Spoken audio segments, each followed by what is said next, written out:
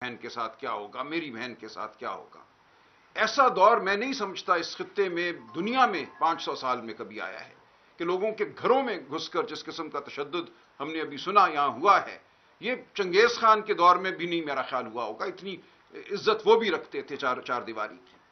جو اب ہم دیکھ رہے ہیں، ہر قدر ہماری پامال ہو چکی ہے، وہ دین کی قدر ہو، وہ تمدن کی قدر ہو، کسی کو خیال نہیں ہے۔ یہ وفاقی دارالحکومت ہے، یہاں جو کچھ ہوتا ہے اس کی براہ راست ذمہ داری وزیر اعظم صاحب کی ہے، وزیر داخلہ محسن نقوی کی ہے۔ اور اگر وہ کہتے ہیں وہ بے بس ہیں، جیسے تھانے والوں نے کہا کہ ہم بے بس ہیں، تو ہمیں جواب دیا جائے کہ کون ہے اس سب کا باعث، کس کے حکم پر یہ سب کچھ ہو رہا ہے۔ آئیں وہ سامنے، ہماری آنکھوں میں آنکھیں ڈالیں اور کہیں کہ انہوں نے اس ملک کو اس طرح چلانا ہے۔ ایک آئینی ترمیم کرنی تھی، اس کے لیے یہ سب کچھ کیا گیا۔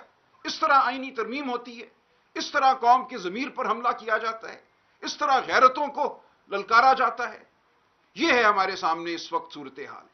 پاکستان کی تاریخ میں کبھی اگر واضح تھا کہ حق کس طرف ہے اور ظلم کس طرف ہے تو وہ آج ہے۔ آج کوئی اور بحث باقی نہیں رہتی۔ آج ہمیں پتہ ہے کہ حق، سچ، سچائی کیا ہے، ہمیں پتہ ہے کہ ظالم کون ہے، جابر کون ہے۔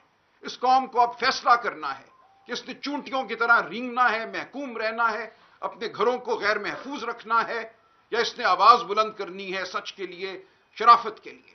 میں کوئی بڑی بات آئینی نہیں کرتا، یہ سچائی اور شرافت کی بات ہے۔ ہمارے گھروں کے اندر ہم نے محفوظ رہنا ہے یا محفوظ نہیں رہنا، بات اب یہاں آ پہنچی ہے۔ تو میں اتنا ہی کہوں گا، مجھے افسوس ہے بہن، میں شرمسار ہوں آپ کے سامنے کہ یہ ہوا آپ کے ساتھ، اور ہم پوری قوم کے سامنے اپیل کرتے ہیں، پوری قوم کو کہتے ہیں کہ جاگو، جاگ چکے ہو۔ اب وقت ہے کہ ہم اپنی آواز اتنی بلند کریں کہ یہ ظلم کے جو مینار ہیں یہ گر جائیں۔ ہم نے آج عہد کرنا ہے کہ ہم اس ظلم کو مزید نہیں سہیں گے۔